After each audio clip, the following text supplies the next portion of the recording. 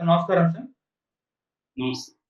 Sir వైసీపీలో టీడీపీకి సంబంధించిన కోవట్లున్నారు. వాళ్ళని జగన్మోహన్ రెడ్డి గారు పట్టుకున్నారు అని చెప్పేసి వార్తలైతే వినిపిస్తున్నాయి సార్. మరి నిజంగా టీడీపీ కోవట్లు వైసీపీలో ఉన్నారా? మరి వాళ్ళని జగన్మోహన్ రెడ్డి గారు ఏ విధంగా పట్టుకున్నారు? మరి ఇప్పుడు ఏం చేయబోతున్నారు? మరి వీటిని ఎలా హ్యాండిల్ చేస్తారు సార్ ఆయన? ఇప్పుడు జగన్ మీద బాగా చర్చ జరుగుతుంది. జగన్ పని విధానం మీద. ఎందుకంటే ఇంత దారుణంగా ఓడిపోతారని ఎవరు ఊహించలేదు. దీనికి ప్రధాన కారణం జగన్ పని విధానమే. జగన్ కొంతమందిని కోటరీని మాత్రమే నమ్ముకొని వాళ్ళకి వదిలేశాడు. ప్రజలతో గాని, లేకపోతే ప్రజా ప్రతినిధులతో గాని సంబంధాల్ని అతను కంటిన్యూ చేయలేదు. ఎందుకంటే ప్రతిపక్షంలో ఉన్నప్పుడు జగన్ నిరంతరం ప్రజలతో ఉండేవాడు, కార్యకర్తలతో ఉండేవాడు, ప్రజా ప్రతినిధులతో ఉండేవాడు. అధికారం రాగానే కొంతమంది కోటరీని ఏర్పాటు చేసుకున్నాడు. ఆ కోటరీ ద్వారా మాత్రమే అతను ఎవరితో అయినా కమ్యూనికేట్ చేసేవాడు. మీడియాతో మాట్లాడేవాడు గాదు. ప్రజలతో కలిసేవాడు గాదు. ఎమ్మెల్యేలు, ఎంపీలకు కూడా అపాయింట్‌మెంట్ ఉండేవి గాదు. ఏమున్నా ఆ నలుగురు కోటరీలో ఉండే వాళ్ళే చూసుకునేవాళ్ళు. వాళ్ళే తనకి చెవులు, కన్నులు అన్నీ వాళ్ళే అయిపోయారు. దానివల్ల జగన్‌కి గ్రౌండ్ రియాలిటీ అనేది తెలియలేదు. ఇంకోవైపు ఐపాక్ నమ్ముకొని ఐపాక్‌లు ఇచ్చే సర్వేలను మాత్రమే నమ్మాడు. మామూలుగా మనం డాక్టర్ దగ్గరికెళ్తే చాలామంది డాక్టర్లు రిపోర్ట్‌లు మాత్రమే చూస్తారు. పేషెంట్‌ని చూడరు. పేషెంట్‌తో మాట్లాడరు వాళ్ళు. సో, రిపోర్ట్‌లు చూసి వైద్యం చేస్తుంటారు. అలాగే జగన్ కూడా ఏమైపోయాడు, ఈ రిపోర్ట్‌లు చూడటం, అదే నిజమని నమ్మడం, నిర్ణయాలు తీసుకోవడం అనేది జరిగింది తప్ప, ప్రజలతో మమేకమయ్యి, కార్యకర్తలతో కలిసి, ప్రజా ప్రతినిధుల అభిప్రాయాలు తెలుసుకొని, ఆ నిర్ణయాలు తీసుకోవడం, నిర్ణయాలలో కూడా వాళ్ళని భాగస్వామ్యం చేయడం, ఇవన్నీ జగన్ చేయలేదు. అంటే కంప్లీట్‌గా పార్టీని, ప్రజలను విస్మరించి ఈ నలుగురు, 5 మందిని చేశారు. ఇప్పుడు వాళ్ళే కోవర్ట్లు అనే విషయం తేలింది అని రాస్తున్నారు. వాళ్ళ మీడియానే జగన్‌ని సపోర్ట్ చేసే మీడియాలోనే ఈ వార్తలు ఇప్పుడు సంచలనం సృష్టిస్తున్నాయి. అదేంటంటే ప్రధానంగా ఒక మీడియా అయితే సజ్జల రామకృష్ణారెడ్డి, సజ్జల భార్గవ్ వీళ్ళిద్దరూ కోవర్ట్లన్నట్టుగా రాస్తుంది. వాళ్ళ పేర్లు చెప్పలేదు గానీ ఇండైరెక్ట్‌గా ముఖ్య సలహాదారు, తర్వాత సోషల్ మీడియా ఇన్‌చార్జ్ ఆయన కొడుకని రాశారు. ఇంకెవరున్నారాడ? Social media incharge Sajjala Bhargava Reddy, Sajjala Ramakrishna Reddy. అంటే ఇప్పటికీ సజ్జల భార్గవరెడ్డి, సజ్జల రామకృష్ణారెడ్డిని జగన్ ఏమి పక్కన పెట్టలేదు. కానీ ఎందుకు వీళ్ళ మీద ఇప్పుడు డౌట్‌లొస్తున్నాయంటే, తెలుగుదేశం ప్రభుత్వం కొంతమందిని వేధిస్తూ ఉంది వైసీపీలో. మనం చూసాము ఆల్రెడీ ఇప్పుడు నందిగం సురేష్ జైల్‌లో ఉన్నాడు. లేళ్ల అప్పిరెడ్డి జైల్‌లో ఉన్నాడు. తలశిల రఘురాం కావచ్చు, లేకపోతే జోగి రమేష్ కావచ్చు, దేవినేని అవినాష్ కావచ్చు, వీళ్ళందరూ కూడా ఇప్పుడు అరెస్ట్ అయ్యే పరిస్థితి కనిపిస్తా ఉంది. అట్లాగే రోజా మీద కేసులున్నాయి. ఇంకా మనకి వల్లభనేని వంశీ కావచ్చు, కొడాలి నాని ఇలాంటి వాళ్ళ మీద కేసులున్నాయి. అంబటి రాంబాబు మీద కేసులు పెట్టారు. ఇలాగ కొంతమంది మీద తెలుగుదేశం ప్రభుత్వం కేసులు పెట్టడం, వాళ్ళని వేధించడం ఇవన్నీ చేస్తుంది. కొంతమంది జోలికెళ్ళట్లేదు. సో, ఇప్పుడు సజ్జల రామకృష్ణారెడ్డి జోలికి వెళ్ళట్లేదు. ఎందుకు వెళ్ళట్లేదు అనే చర్చ ఇప్పుడు జరుగుతుంది. ఎందుకంటే సకల శాఖ మంత్రిగా ఆయనే అన్నిటికి బాధ్యుడు యాక్చువల్‌గా. ఆల్రెడీ ఈ మంగళగిరి తెలుగుదేశం ఆఫీస్ మీద దాడి కేసులో ఆయన పేరుంది. అట్లాగే కాదంబరి జత్వానికి సంబంధించి ఆమెను ఇక్కడికి తీసుకొచ్చి టార్చర్ చేయించింది పోలీస్ ఆఫీసర్‌లని గైడ్ చేసిందంతా కూడా సజ్జలే అనే పేరొచ్చింది. దాంతో సజ్జల వర్ల రామయ్య మీద, ఈనాడు మీద 100 కోట్లకి పరువు నష్టం దావా ఏస్తానని లీగల్ నోటీస్ కూడా పంపించారు. ఆ తర్వాత సజ్జల పేరు ఏమీ లేదు.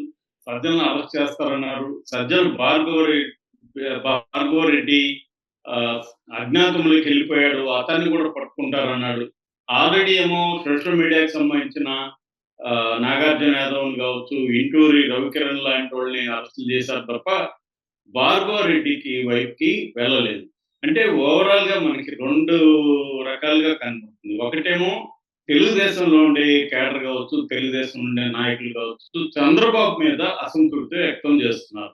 అంటే చంద్రబాబు వైసీపీ నాయకుల మీద రివెంజ్ తీర్చుకోవట్లేదు. వాళ్ళని ఇబ్బంది పెట్టట్లేదు. వాళ్ళు విచ్చలవిడిగా తిరుగుతున్నారు. రోజా లాంటోళ్ళు చాలా దారుణంగా మళ్ళీ మాట్లాడడం మొదలుపెట్టారు. పేరుకి వాళ్ళని కేసులు పెట్టారు గానీ, వాళ్ళ మీద ఏ రకమైన చర్య తీసుకోవట్లేదు. For example Peddireddy. పెద్దిరెడ్డి ఎంత ఘోరాలు చేశాడో అందరికి తెలుసు. అయినా గూడా పెద్దిరెడ్డి జోలికి చంద్రబాబు ఇప్పటివరకు ఎళ్ళలేదు. మరి ఎందుకు వెళ్ళలేదు? వీళ్ళందరూ ఒకప్పుడు చంద్రబాబుకేమన్నా కోవర్ట్‌లుగా పనిచేశారా? అందుకే చంద్రబాబు వెళ్ళట్లేదా? అనేది వైసీపీ క్యాంప్‌లో ఉంది. తెలుగుదేశం క్యాంప్‌లో ఏమో చంద్రబాబు మీద అసంతృప్తి ఉంటే, వైసీపీ క్యాంప్‌లో ఏమో చంద్రబాబు ఎవరి మీదైతే చర్యలు తీసుకోలేదో వాళ్ళందరూ తెలుగుదేశం కోవర్ట్‌లుగా వైసీపీలో ఎప్పటినుంచో పనిచేస్తున్నారు. తెలు వైసీపీ గుట్టుమట్లన్నీ కూడా తెలుగుదేశానికి ఎప్పటికప్పుడు చేరవేస్తున్నారు. అందుకని చంద్రబాబు వాళ్ళ జోలికి ఇప్పుడు ఎళ్ళట్లేదు. లేకపోతే ఇప్పుడు వాళ్ళు ఇంపార్టెంట్ గదా! వాళ్ళ జోలికి ఎందుకు ఎళ్ళట్లేదు అన్న డౌట్‌లయితే వస్తున్నాయి. సో, ఇది జగన్ దృష్టికి కూడా ఎళ్ళింది. జగన్ దీన్ని అర్థం చేసుకున్నాడు. వాళ్ళని ఎవరెవరున్నారనేది లిస్ట్ కూడా ప్రిపేర్ అయిపోయింది. వాళ్ళ మీద చర్యలు తీసుకునే అవకాశం లండన్ నుంచి వచ్చిన తర్వాత ఉంది అనే ఒక వాదన కూడా ఇప్పుడు వినిపిస్తుంది. మామూలుగా మనకు తెలుసు కోవర్ట్‌లనేది ప్రతి పార్టీలో ఇంకో పార్టీ ఏదో ఒక రకంగా తన కోవర్ట్‌లను పంపించడం అనేది జరుగుతుంది. ఎందుకంటే ఆ పార్టీలోకి వెళ్తే తన మనుషులు అక్కడ ఉంటే అక్కడ ఏమేమి జరుగుతుందనేది తెలుస్తది. మామూలుగా ఇది విప్లవకారుల నుంచి కోవర్ట్ అనే పదం పుట్టింది. అంటే విప్లవ సంఘాలు కావచ్చు, పొలిటికల్ పార్టీలు కావచ్చు, ఆ పార్టీలోకి పోలీసులు ఇన్ఫార్మెంట్స్‌ని, పోలీస్ వాళ్ళ మనుషుల్ని పంపించడం. వాళ్ళనక్కడ కోవర్ట్‌లుగా మార్పిచ్చేసి, అదను చూసి వాళ్ళే గూడా ఒక్కొక్కసారి దళాలను కాల్చేసేవాళ్ళు. లేదా వాళ్ళు పట్టించేవాళ్ళు. రీసెంట్‌గానే రాధా అనే ఒక అమ్మాయిని చంపేశారు. ఆమె కోవర్ట్‌గా పోలీసులు కోవర్ట్‌గా పనిచేసిందని గణేష్ అనే ఆయన ఏఓబీ జోనల్ కమిటీ సెక్రటరీ ఆయన ప్రకటించాడు. ఇలాగా ఒకప్పుడు విప్లవకారులు లోపల పోలీస్ కోవర్ట్‌లని పంపించడం అనేది జరిగేది. ఫిలిప్పైన్స్ పార్టీలో అయితే కమ్యూనిస్ట్ పార్టీలో టాప్ లెవెల్‌కి కూడా కేంద్ర కమిటీ స్థాయికి కూడా కోవర్ట్ ఎళ్ళిపోయాడు. మనకి 'కమల్ హాసన్' సినిమా 'ద్రోహి'లో కూడా ఈ డీటెయిల్స్ అంతా చూపిస్తారు. కోవర్ట్‌లు ఎలాగా పనిచేస్తా ఉంటారు. అలాగా తర్వాత ఏమైంది పొలిటికల్ పార్టీలు కూడా ఒక పార్టీ ఇంకొక పార్టీలోకి తన కోవర్ట్‌లను పంపించడం. కోవర్ట్‌ల ద్వారా అక్కడున్న ఇన్ఫర్మేషన్, అక్కడ వ్యూహాల్ని ఏమేమి వ్యూహాలు అడుగుతున్నారు, వీళ్ళ ఫ్యూచర్ ప్లాన్స్ ఏంటి, ఇవన్నీ తెలుసుకొని దానికి కౌంటర్‌గా వీళ్ళు స్ట్రాటజీలని రూపొందించుకోవడం ఇలాగే చేస్తుంటారు. మామూలుగా చంద్రబాబు అది ఓపెన్‌గానే చేశాడు. బీజేపీకి నలుగురిని పంపించాడు. దాని ద్వారా అక్కడ లాబింగ్ చేసుకున్నాడు. కాంగ్రెస్‌లో కూడా తన మనుషులున్నాడు. ఈవెన్ రేవంత్ రెడ్డిని కూడా చంద్రబాబే పంపించాడని చెప్తారు. కాంగ్రెస్‌లోకి వీళ్ళు ఇక్కడ మనకి తెలుగుదేశం ఇక్కడ ఏమి లేదు కాబట్టని. సో, సీతక్క, రేవంత్ రెడ్డి లాంటోళ్ళని చంద్రబాబే పంపించాడని. అలాగే చంద్రబాబు కూడా ఈ ముందు చూపుంది. వ్యవస్థలో తన మనుషుల్ని ఎలా ఉంచాలి, వేరే పొలిటికల్ పార్టీల్లో తన మనుషుల్ని ఎక్కడెక్కడ ప్లేస్ చేయాలి. వాళ్ళ ద్వారా ఆ పొలిటికల్ పార్టీల గుట్టుమట్లు తెలుసుకోవడం. రెండోది అక్కడ ఎవరిని డీల్ చేయాలి, ఎలా డీల్ చేయాలి, ఎవరికి ఏ అవసరాలున్నాయి. ఇది ఇంపార్టెంట్ ఎప్పుడైనా. ఎప్పుడైనా కూడా పొలిటికల్ పార్టీల్లో ప్రముఖంగా ఉన్న వాళ్ళని ప్రలోభపెట్టాలంటే వాళ్ళకి ఏమి అవసరాలున్నాయి, దాన్ని ఎలా మనం అడ్రెస్ చేయాలి, వాళ్ళ బలహీనతలేంటి. ఇప్పుడు ఒక పొలిటికల్ లీడర్‌కి అమ్మాయిలకి బలహీనత ఉంటే అమ్మాయిల్ని సప్లై చేయడం. లేదా డబ్బులు బలహీనత, లేదా వాళ్ళ పిల్లలకి ఏదో ప్రాబ్లమ్స్ ఉండొచ్చు. ఇలాంటివంతా అర్థం చేసుకొని దాన్ని ఎలా డీల్ చేయాలి. ఎందుకంటే ఇప్పుడు ఎవరినైనా కొనాలన్నా డైరెక్ట్ పోయి రేట్ మాట్లాడలేరు. త్రూ ప్రాపర్ ఛానల్ నమ్మకస్తుల ద్వారానే వెళ్ళాలి. ఎందుకంటే వాళ్ళకి కూడా భయం ఉంటది. ఇదేమన్నా లీక్ అవుతుందేమో. అందుకని నమ్మకస్తుల ద్వారానే వాళ్ళు ఓపెన్ అవుతారు.